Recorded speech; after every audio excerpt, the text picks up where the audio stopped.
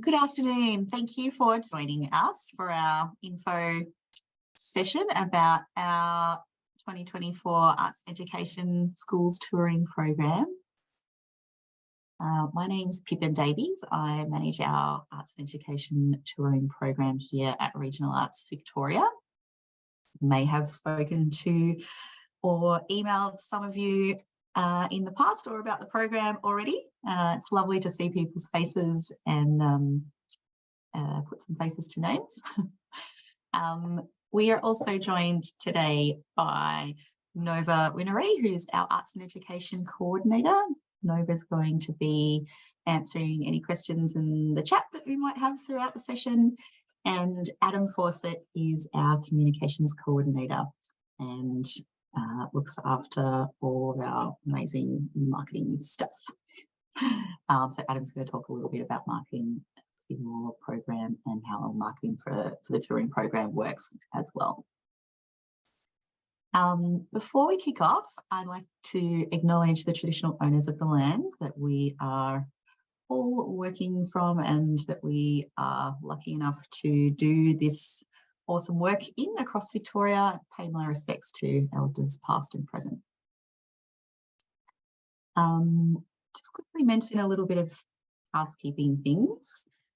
I'm just going to talk a little bit today about the touring program, about what it's like to tour with this program, and about some of the questions and things you might like to think about when you're looking at the application form if you do decide to apply. Please feel free, if you have any questions, to pop them down in the chat. If you don't mind just keeping yourselves muted while we're talking, that would be fabulous. And then hopefully at the end we'll have some time for questions if anyone has anything that we can't answer in the chat or we want to have more of a chat about things at the end.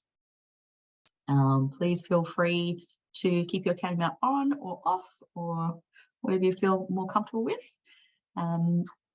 And we are recording the session as well. We'll pop it up on the website afterwards, but just so everyone knows that is happening. So a bit about the program. The Schools Touring Program is an annual, mostly incursion program. So we take works to schools around Victoria and the program changes every year.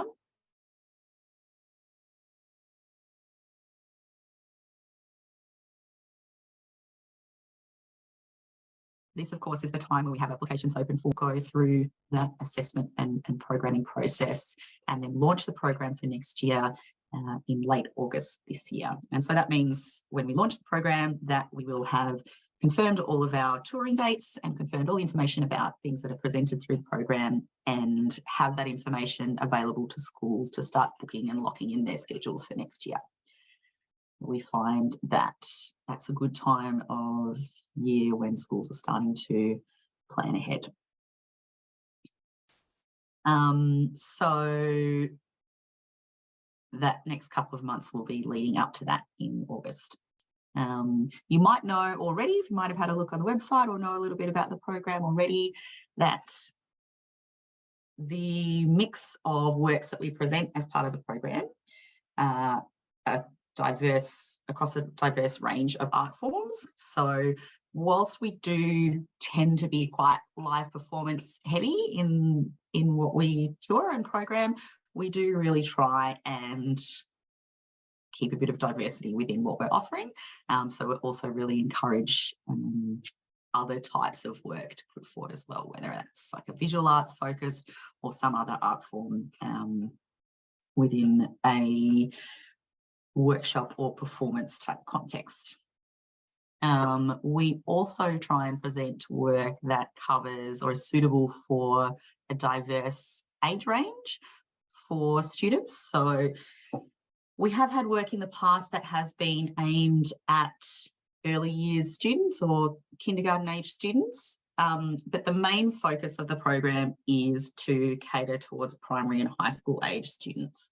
So if we happen to have something in there that is also suitable for younger years, that's a bonus for them. But the main focus for us is the primary or secondary age range. We whilst our programs are open to all schools across Victoria, so anyone can book our programs whether they're based in Metro Melbourne or in a regional area. We do, of course, focus and try and really reach schools in regional areas. That is, that's a big focus for us. But we don't want to exclude anyone, so we're also open to Metro Melbourne bookings as well. But I guess with that in mind, as why, or a reason why work that does cater for those wider age ranges tends to work really well in the program, because we tend to often engage with smaller regional schools where they might have their whole audience being their whole primary school or their whole P to 12 school, which is, prep to year 10 or even year 12. So in the past, programs that are suited to a wider age range tend to work really well and mean that they can be a bit more, meet needs of a bit of a wider demographic for us. But that's not to say that we don't also program work that is either suited to primary or secondary, or a focused area of that, particularly in upper secondary and VCE. That is, where subjects are a bit more complex and there's specific areas in their curriculum that they're looking to meet. So that type of work is also encouraged as well.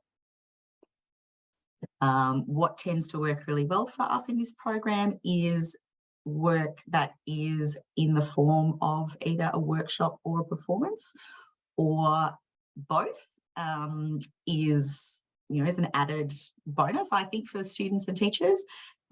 Performances that have some kind of participatory element or interactive element where students can really be involved as both artists and audiences is a really great experience for them. And I think that's something that teachers and our schools that we engage with are really, really looking for as well. And of course, that workshop element too just brings, another level of value to a performance, or can be a more, a different type of learning experience for students as well. So those are the types of programs that tend to work really well. We have in the past programmed short residency programs as well.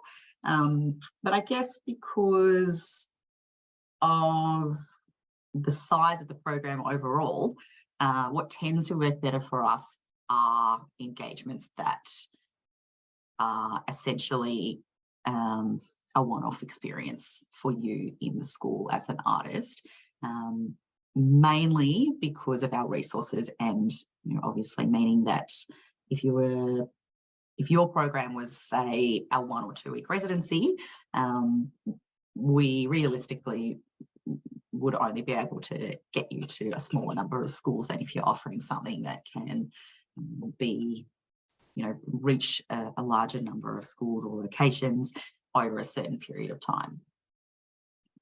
And cost-wise is more tends to be more appealing for us, for teachers as well. With the program that we present to schools, they are fee-paying programs. So that means we do charge schools to see your show or to experience your workshop. And the fees that we sort of set for those either tours or engagements range from what might be your own preferred set fee to more of a flat base fee that we've determined is fairly manageable for schools, for most schools. So it's it's unfortunately it's not like they're getting the free experience, but we do have a really awesome subsidy program that's available for schools. So it means that schools that are from a regional area or schools that are, say, disadvantaged in some way, meaning they might be a really small school, or they might have they might come from or be based in a low socioeconomic area, or have a high level of students with special needs, or different things like that. Those schools can access our subsidy program, which means that they can get a percentage off their booking fee. So that's a great way that we can make the program a little bit more accessible to a wider range of schools, and really make sure that we can reach those schools that might need it most. Our partner for that program is the Australian Children's Theatre Foundation, and we work with them to access that subsidy, and they are great supporters of children's live performance and theatre work for primary age students. So that's a great way that we can, they can kind of make the cost a little bit more accessible to schools. So it is something that we have to charge schools for, but that fee is, it's not something that you need to worry about as an artist, but just to give a bit of background and how it's presented to the public.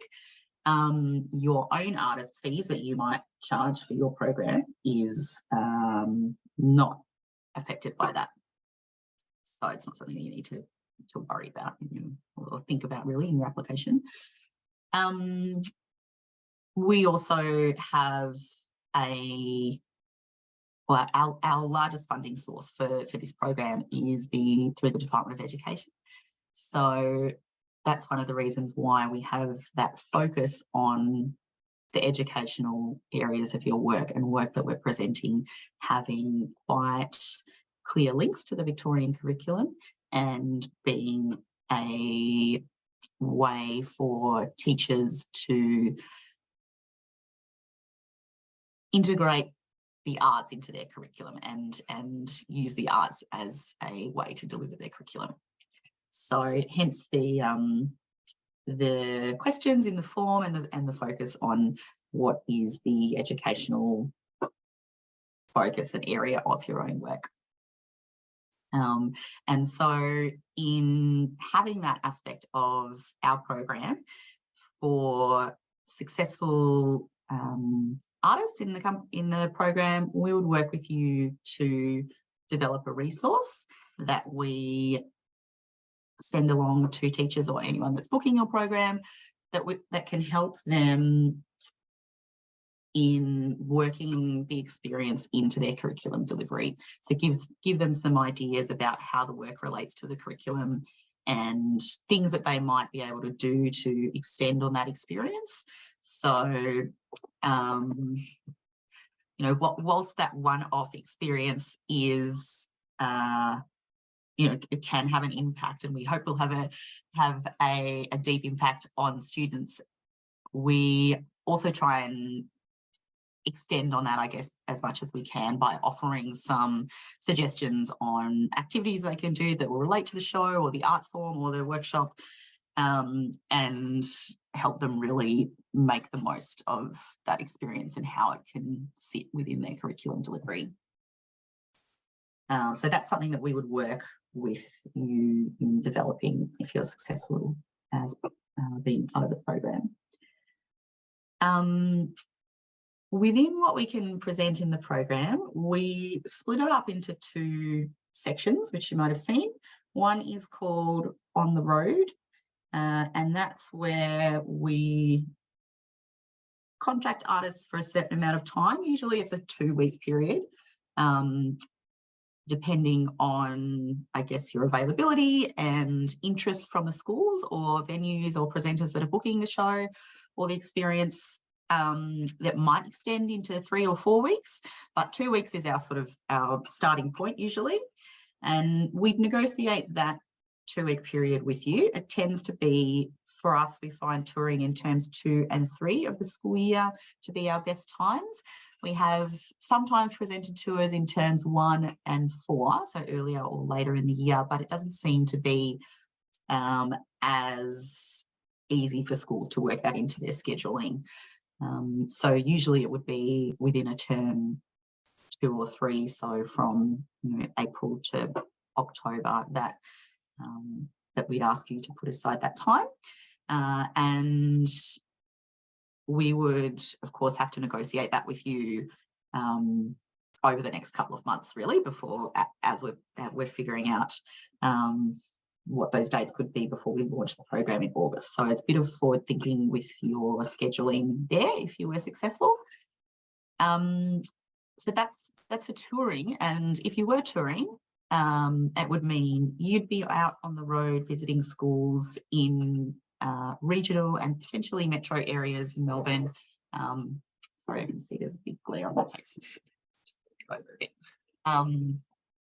From a Monday to Friday, and we probably send you home back to Melbourne or wherever you're based for the weekend, and then you'd set off again on Monday. And so as a tour coordinator, as part of that, Rav looks after all your touring logistics. So we would book all your travel and accommodation, all that is covered.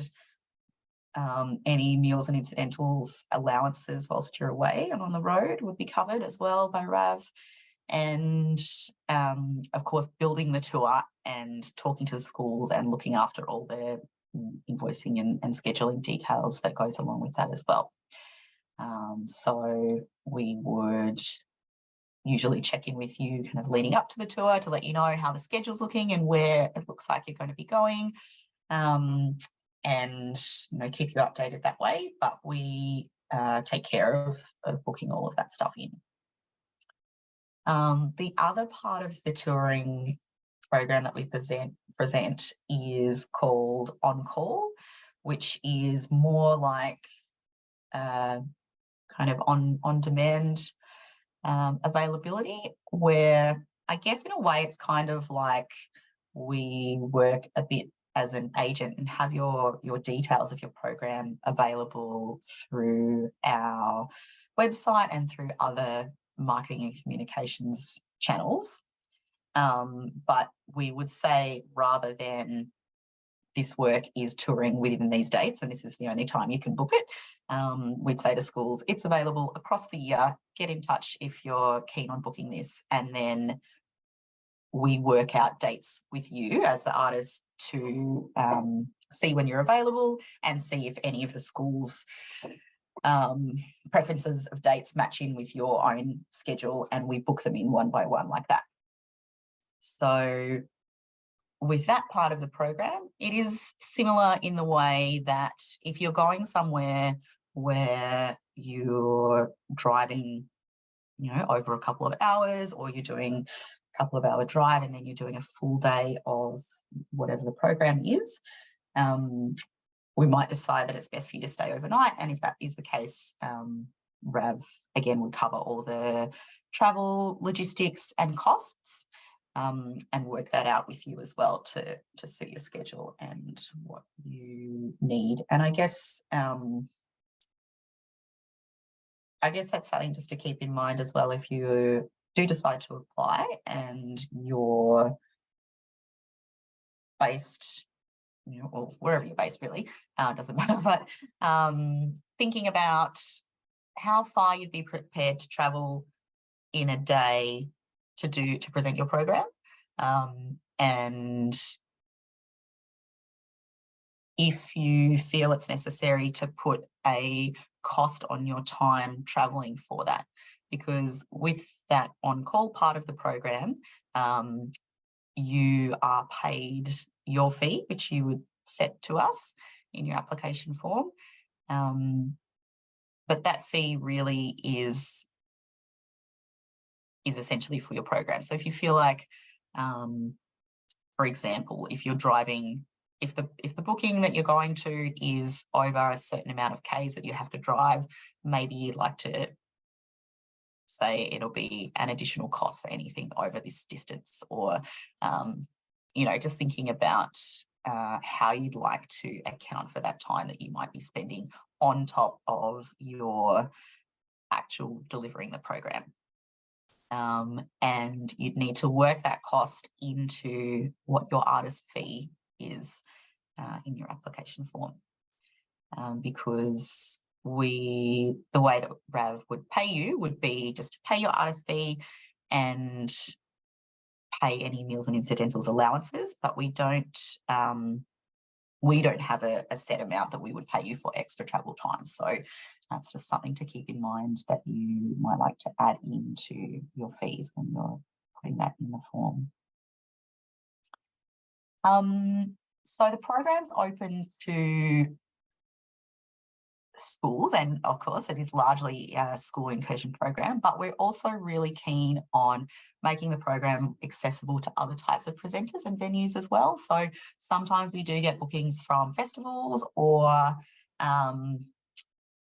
say councils, for example, that might be running an event or wanting to program something for their local schools or their local community in a different type of setting.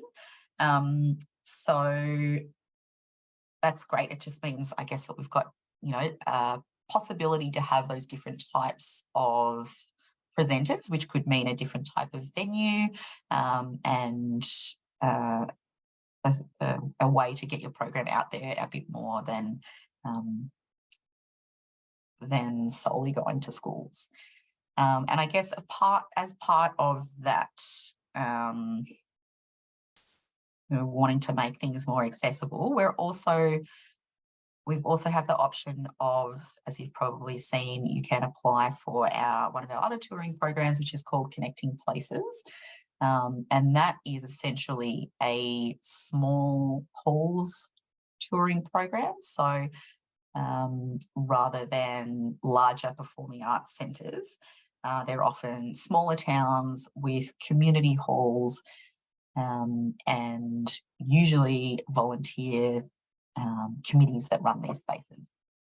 And it's a great way for this program to hopefully assist in those venues and communities that attend those venues to extend their relationship with their local communities. And what would usually happen is that they would invite their local schools to come along. So that could be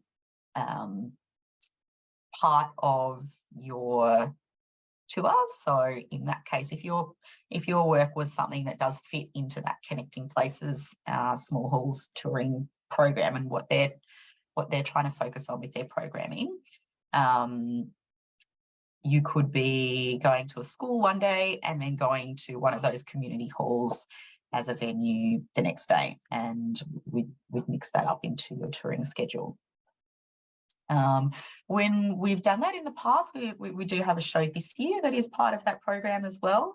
So that's a good example, because we are doing what I just mentioned and having some days throughout the tour where there's these community hall run, or this committee runs community hall spaces in amongst the school week tour. But there are usually those local school audiences. And then we've also got a week of that tour that's happening over the school holiday period, which is just focusing on those community halls.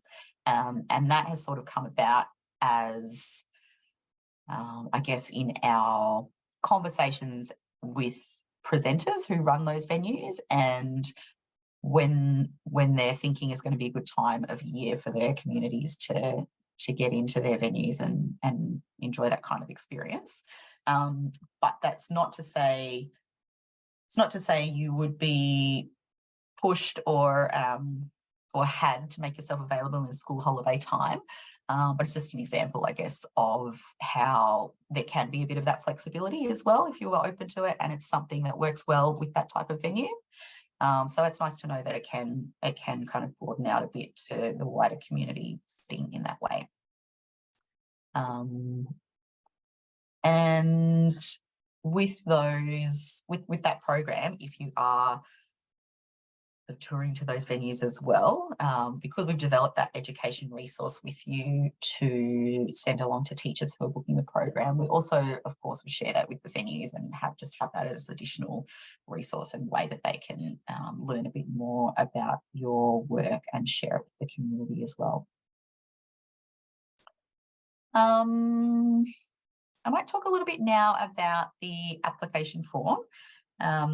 You probably have seen that we've got a draft of the form which you can download as a Word document or a PDF from the website, and also some guidelines about a bit more information really on what we're looking for and what we're able to present, because of, I guess mainly because of our funding and resources. We really are only looking for, or really only able to resource probably 3 to 5 programs next year as part of the 2024 program. So it is, it is a small amount of different works that we can present. And hopefully if you look at that form, you can, it is basically just all the questions that you see in the actual form, and you can do a draft in a Word document and then paste it all in when you're ready. Or if you go to the form and you start it, it's an online form through our form assembly platform. You can save it and then you can come back later and just keep adding to it if you like. You don't have to do it all in one go, because it is a pretty lengthy, chunky form. We've broken this whole application process up into 2 stages this year, so hopefully that can take a little bit of the strain off how much work we're asking you to put into this, and make it a less time-consuming experience. So a few things to think about that I would suggest when you're looking at the form and thinking about how to talk about your work is, we've got a start, or early on in the form, asking you to describe what the work is. So really wanting to paint as much of a picture as you can to give our assessment panel an idea of what the work would look like in the school setting and how it might be presented in different contexts. So, for example, if you've got a workshop that is suitable for all of primary ages, is there a difference between what you might present for lower primary ages to what you might present for upper primary? And what is that difference?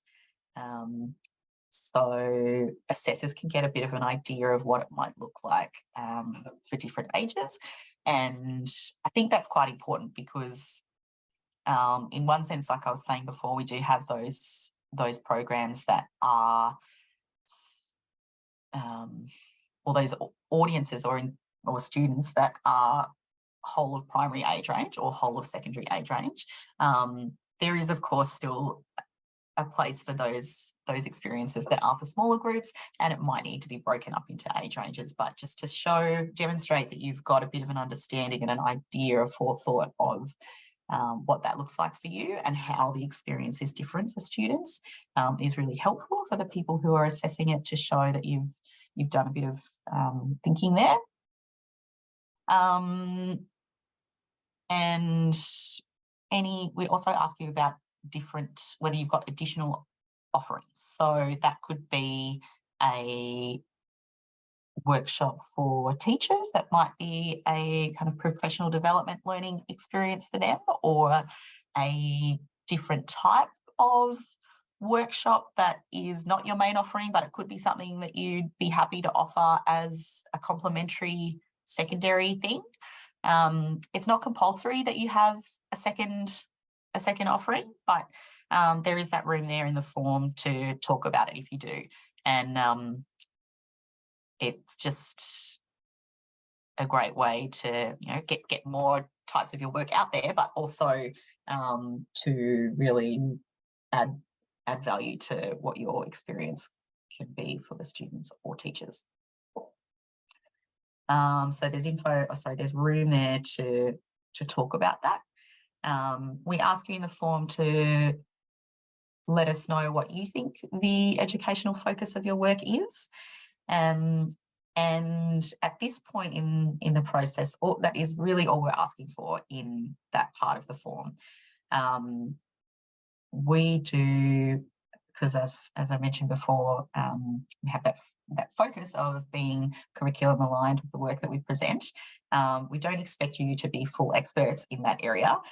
It is can be quite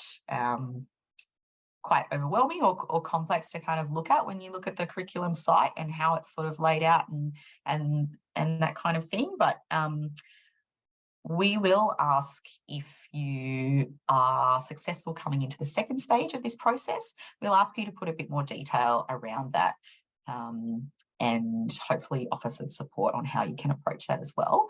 But at this stage, we're really just asking what you think is the educational focus. So what do you think students might learn from this experience?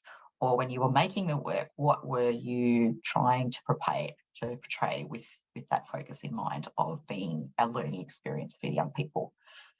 So hopefully that space does give you room to explain your thoughts on that, but it's not. Don't feel like you need to be an expert in that area in that response. We do ask you to also put information down about your fees, and so that can be broken up into a weekly fee, which is what we would ask you if you were part of the touring on the road program. So rather than saying it's a per performance or per workshop fee, if we're doing the 2-week tour or 3-week tour, we just pay you a weekly fee. So you have to think about more of a daily fee, I guess. And then we also ask you how many workshops or shows or whatever the offering is, you'd be happy to present in one day. So that's just something to keep in mind as well in how that fits in with your weekly fee. Usually we go to schools and venues where we're presenting one show a day or up to, say, 2 or 3 workshops over a day. So it's not like we would be trying to pack in as many as we can. If there was a situation where we'd be asking you to potentially do more than one performance throughout the day, it might be when there's a larger school where we can't accommodate everyone in the same audience. So we might ask you to do 2 shows across one day, or depending on the number of workshops that you'd be happy to present as well. But generally, if you're on the road as part of the touring program, your day might look like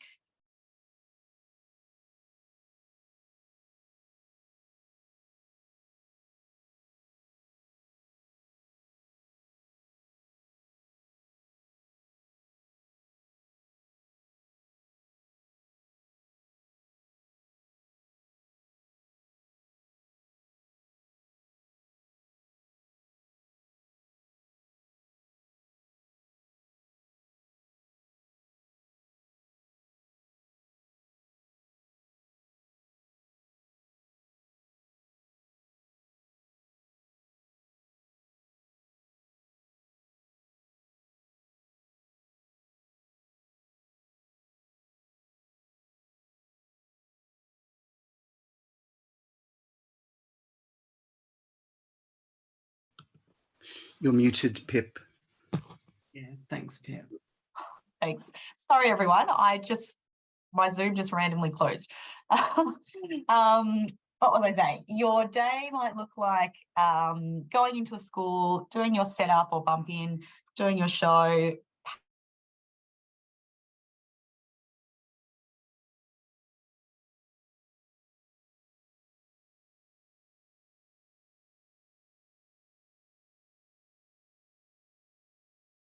I think we might have lost Pip again. I might step in and do the marketing chat while Pippin hopefully can sort that out. Hi everyone, I'm Adam, the communications coordinator at RAV, and today I'll just briefly go through the marketing materials required for the EOI. But please feel free to put any specific questions in the chat and we'll try to get to those as well. So first off, you'll need access to a file sharing platform like Google Drive or Dropbox to share your materials with us. Once you've got that main folder set up, we recommend that you just go ahead and create a bunch of subfolders in there for things like hero images, videos, logos, and a folder for any other supporting materials you might like to provide as part of your EOI. In terms of the marketing requirements for stage 1 of the EOI, we do ask that you provide some basic stuff like a tagline for your show, some short and long marketing copy, some key themes, and any reviews and content warnings that might be applicable. I don't want to spend too much time going through the ins and outs of each marketing question, but there are a bunch of tips on how to answer each of those in the guidelines. And I'll also paste a link in the chat to a PDF, which has a bunch of useful resources to help create marketing copy and media releases too. If you're fairly new to this sort of EOI process and you may be wondering what to prioritise in terms of marketing collateral, for us, we always tend to prioritise 3 things, which is the copy, the marketing copy, the images, and a really good promo video if you've got one. None of that should probably come as a surprise to anyone. But if you can get those 3 things right, the copy, the video and the images, it does really improve your chances of being selected for the program, because we do use those a lot, obviously, in trying to attract the work to teachers. Aside from getting those 3 things as good as they can be, I think the biggest tip I can give you is to have a look at what other people are doing in this space. So again, like Pippin said, I'd encourage you to check out our arts and education pages on our website and see what we're touring this year. But another really great resource is the Showcase Victoria website, which is just showcasevictoria.com.au. For those that don't know, Showcase just wrapped up last week, and they currently have a bunch of really great show profiles on their website, which are targeted at children. So I'd really recommend checking out that site as an example of the kind of quality that we're looking for in your EOIs. I'll put a link to the Showcase page in the chat too after this. So I really just think, really focusing on nailing that marketing copy, getting someone who's not familiar with your work to explain it back to you after you've written your copy is often a really good way to check that what you've written is actually clear and engaging and actually makes sense. And teachers if you've got access to a teacher or a relationship with an existing teacher, they're also a really great person to get feedback to, particularly for this program, because we are speaking directly to the teachers. And I'm always really happy to give any one-on-one advice for anyone that feels that they need it. My email address is in the guidelines, so please just get in touch if you want to set up a meeting. I'm always happy to help. I think that's it for me. Is Pippin back yet? No, she's not back, is she, Nova? Doesn't appear so, Adam. Should we wrap it up, or what do you think we should do, Nova? Well, was there anyone else that had particular questions about the program that we can try and answer for you now? Otherwise, we can certainly be in touch following the program otherwise. Yeah, hi, Michael's my name. I just want to double check. There's 2 at the moment, 2 sort of concurrent programs you're running. One is this schools touring program, and the other one was the Connecting Places program. Is that right? And are they separate applications that you would be seeking? I just was a bit confused when Pippin was talking about whether they connect, but maybe they need to be 2 separate applications. Adam, correct me if I'm wrong, but to my understanding, there are 2 separate applications. If, for example, you decide to apply for the Arts and Education program for next year, there is an option where you can advise us if you would like to be considered for the Connecting Places program. That's just a simple yes or no tick box. If you would like to be considered, say yes or no, and then we will certainly forward that on to Bindi Green, who is part of our Connecting Places touring manager. So she will also be looking at your application as well. So just give us a heads up, either yes or no in your application, if you would also like to be considered for Connecting Places. Right. Okay. Thanks so much. All right. Now, did you hear that? Did you hear that question, Pip? I saw you just came back in about just about the 2 different programs. No, I didn't hear that. Sorry. What is happening with my Zoom on my computer, so I've joined up on my phone. Sorry if I look weird. No, I didn't hear that question. I was just But the I need difference, just the difference between the Connecting Places program and whether artists should be applying separately to both programs. No, it is the one form, and you can tick on our form, on the arts and education form, that you would be interested or happy to also be part of that program as well. So if you've been looking at the Connecting Places form or finding out any information about that, they will direct you to our arts and education form. So it's just the one. Sorry, I'm not sure what you were talking about while I was trying to get back in, but should I keep talking a little bit about the other information that goes on the form? Yeah, I just went through the marketing stuff when you popped out, so that's all good. Yeah, if you want to pick up where you left off, that'd be great. Great, thanks, Adam. So we ask you information about your touring party. You've probably seen in the guidelines that we really can only manage up to 3 people within what we can present in our touring party. So if you're an artist that is presenting workshops on your own, I guess you might like to consider if you are, if that's your offering that you're comfortable with just working on your own, or if you were wanting to take someone with you as a secondary facilitator or something like that. That's something that we need to know now in the form, even if they're not the artist presenting the work. So everyone in the touring party needs to be included in the form. Often with a performance, you might have 2 or 3 people as performers, and then a third person as a tech person or a tour manager person that can provide a bit more support in that way to the performers, potentially look after your more detailed schedule, or bump in and bump out, set up and pack down kind of jobs. So often we can have a third person as part of your 3 people touring party that is that person, not necessarily a performer. So that's fine. We would suggest, in thinking about your fees and what you put down for that you might like to check out the Live Performance Award to look at the industry standard rates. It really is your own call here to let us know what your fees are. And we try as best as we can to work with that. We obviously have a limited budget that we can that we can support with the programs, so we try and we try and stick to what your fees are. If what you put forward was substantially higher than what we could afford or lower, we'd probably come to you and have a conversation and see if if you might like to think about increasing what that fee is, or if you're able to cut it down a little bit at all. But at this point, we really want to try and align with what you feel the work is valued at and what you'd like to get paid for that time.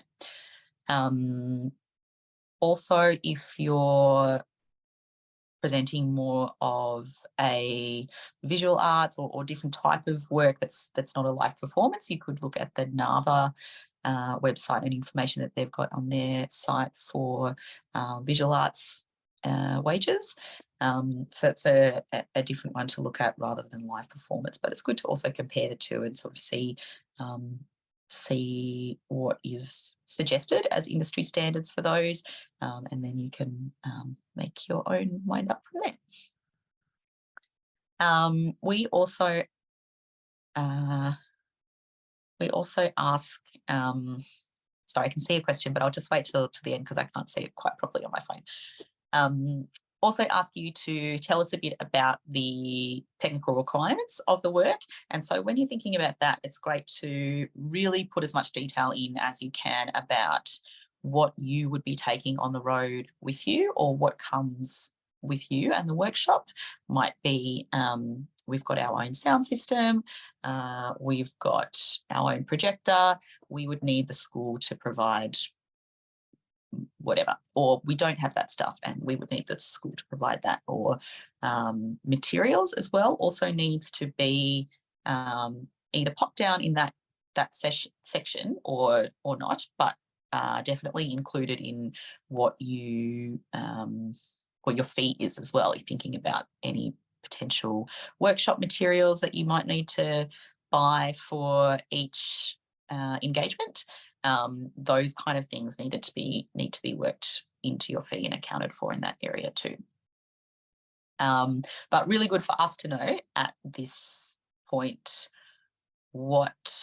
how your work could be offered. So whether it's, say for example, if it's a performance, whether you'd be happy to do it in different types of venues. We do really require work that has some level of flexibility in that way, I guess. And that's because we don't know at this point where your work's going to be going. So we might have we might send you to a school one day where their performance space is their gym and it's a basketball court with a wooden floor. And then the next day you might be able to go to a school that is better resourced and have different types of facilities, and you might be lucky enough to have a fancy theatre sort of space. But being able to be a little bit adaptable in that way is very handy. It's great to give us as much info as you can in that sense in this early part of the process as well. And think about things that you feel that your work wouldn't be suitable for. So, for example, if it's a puppetry show or something that's using projections, if you feel like it just couldn't be done unless there was 100% blackout, that's really good for us to know at this point. Little things like that, or if there's a type of flooring that you're not comfortable with performing on, or that kind of thing. Those details are important for us at this stage. Also, thinking about, as I mentioned before, we probably need you to be able to go into a school, do all your setup, do your thing, and then pack it all down in the one school day. So with that in mind, usually works that we can tour have quite a short bump in or setup time. So maybe an hour or up to 2 hours.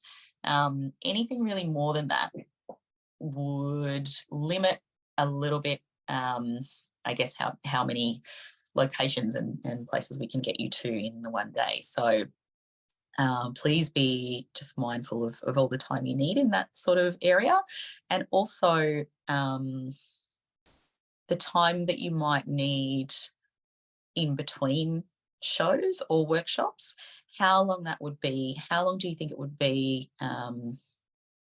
You might not need the exact amount of time to do a whole setup if you've just done a show and you've got a lot of stuff set up, but how much time would you need just to to reset and prepare? Would you need a break in between as well? It's great for us to know those details too, so we can think a little bit about is this a work that can do 2 shows a day, and how that fits in with the rest of the programs and offerings that we're presenting as well. I think that's probably all that I was hoping to cover today. We are having this process broken up into 2 parts, as we've mentioned.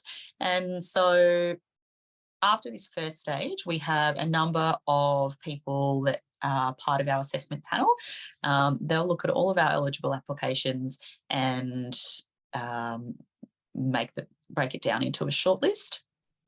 And then we'll invite people who are on that shortlist to complete the second stage of the process. And so if that is you, we'll be in touch with what that information in the second part of the process is, and you'll have a few weeks to complete that information. We're here contactable, of course, over that time if there's any questions or ways that we can support that part of the process. And we'll also be running an online information session, much like this, but a bit more focused, of course, on what we're hopefully trying to get out of you and asking of you in that stage. So we'll have Meg Upton, who's the curriculum manager for dance and drama, and also she'll be talking about the visual arts curriculum as well.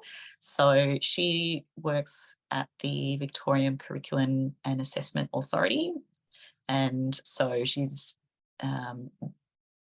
the perfect person to talk a little bit more about the curriculum and how, as an artist, you might approach thinking about that and how it relates to your work. So hopefully that'll be a bit of a valuable kind of learning experience session as well. I think that's about it. Are there any questions? Please jump in if you've got anything you'd like to ask.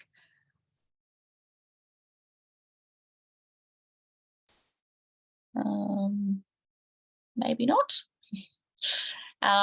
Well, I think everyone's probably got my contact details and Adam's as well. They are also on the website and in the guideline documents. And please do feel free to reach out to us if you come up with any questions over the next couple of weeks. There's just one quick question there, Pip, from Timothy Ryan. What's the general size of an audience in a school? Oh, thanks, Adam. So we usually suggest to schools that an audience of 120 for performances is our maximum. So that's really a number that we've come up with, and finding that with that size group, we can generally still have a really good experience for students in terms of sight lines and how they might be able to see in different types of venues that we're usually going to. So that's what we suggest to schools, up to 120. But also we would ask you as the artist what you're comfortable with. And if you were comfortable with a larger amount, say up to 200, for example, we would let the schools know that. And, you know, and it could be up to something like that. We'd probably encourage schools to think about splitting their groups up if it was anything larger than that. Yeah, generally that's it.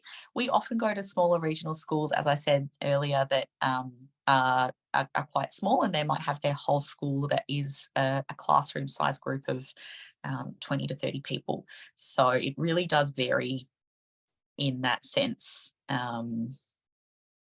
With the different types of schools that we can engage with.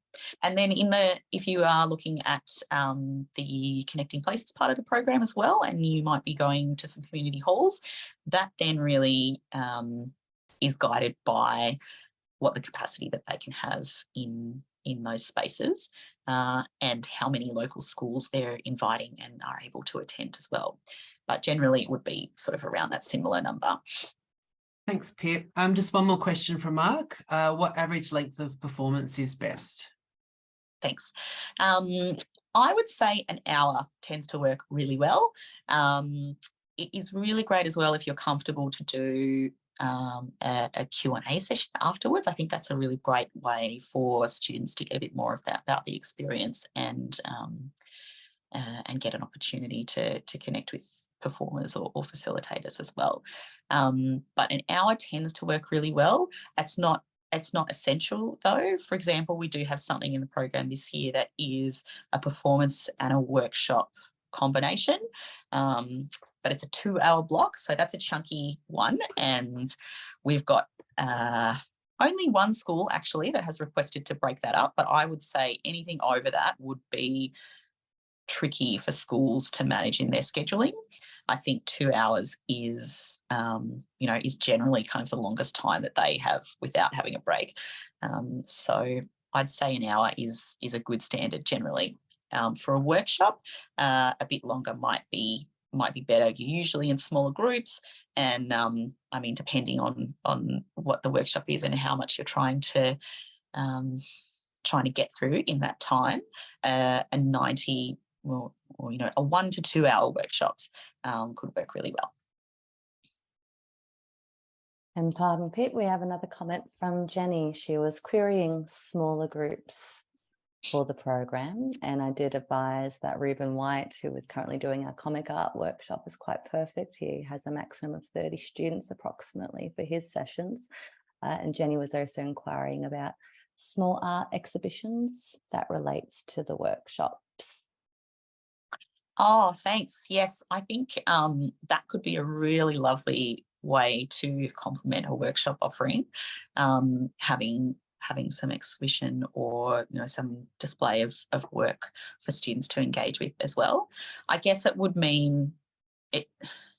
You just need to consider in your application, how much time you would need to kind of make sure that you can set up and look after that part of it as well, and keeping in mind that whilst your artists are definitely not engaged to be teachers and you're in schools as the artist, so we're not asking you to, to take charge of the class. We do require that there's always a teacher there. But with that in mind, if you were having a workshop and an exhibition or display to complement that, how do you envisage that would work in terms of having students, be able to go through and witness the work if you're not there, or would you be the one leading them around? That would be something to consider that I would suggest putting some information in the application form. We do have, as you've mentioned, things in the program that are for smaller groups.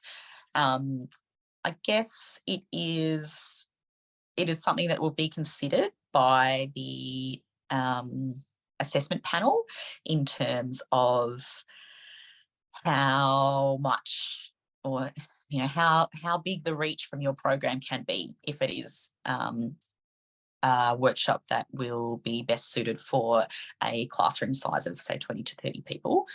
If it is anything smaller than that, I would say that could be tricky, or it may not be as strong application as others, because it does pose another obstacle for schools if they're needing to split up their classroom sizes with their staffing and that kind of thing. But we do understand that, particularly with workshops, that one facilitator can only really do so much in terms of how many people they can engage with at one time. So there's definitely a place for those smaller group type offerings as well. Are there any other questions? Possible to offer workshops as an online experience? Yes, Sheena, I think that's actually would be a really great advantage to an application or to your work to have a version of it, or an add-on part of it, whether that's optional or not, but some kind of online component.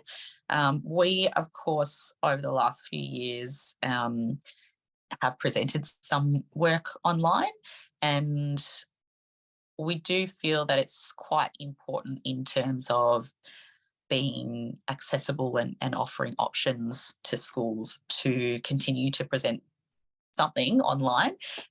It's not essential for your work and your application to have a version or a component of that, but I do think that it's an advantage if you do, but it's definitely not essential. So don't feel any pressure or anything if you haven't thought about that or haven't got that or don't feel it's appropriate.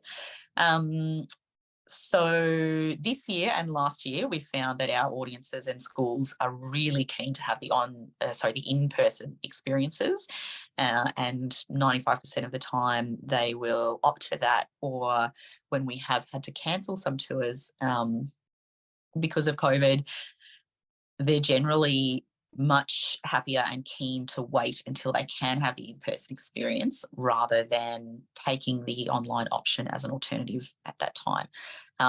But we still feel like moving forward in terms of, I guess, trying to be a bit more accessible and offer a greater range, that we would like to still keep presenting some kind of online options for schools as well. All right, I don't think there's any more questions. We've gone a little bit over time. Thank you so much, everyone, for coming, attending, and all your questions, and being patient with me while I dropped off. Sorry, I see there's one more question quickly. Feel free to dart off if you need to go. Otherwise, what was this last question?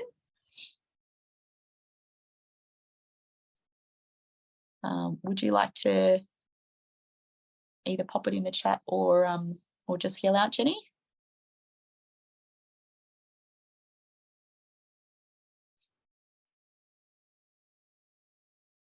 I can't see you. Oh, okay, audio isn't working. No worries. Please feel free to pop it in the chat or send me an email, or give us a call on the phone, and hopefully we can answer your question then. And if anyone else has anything that comes up, please feel free to get in touch in the next couple of weeks. Thank you again, and we look forward to seeing your applications. Oh, sorry. Quickly, I see a question, Jenny. If you are unwell, in the first instance, we would look to reschedule with the schools. There are some contractual things to do with that, but I mean, generally, if it's COVID, or if it's something that means you're unable to come or to go, we would firstly look to get you home, or look to just cancel and postpone and reschedule. But we would organise all the logistics for that.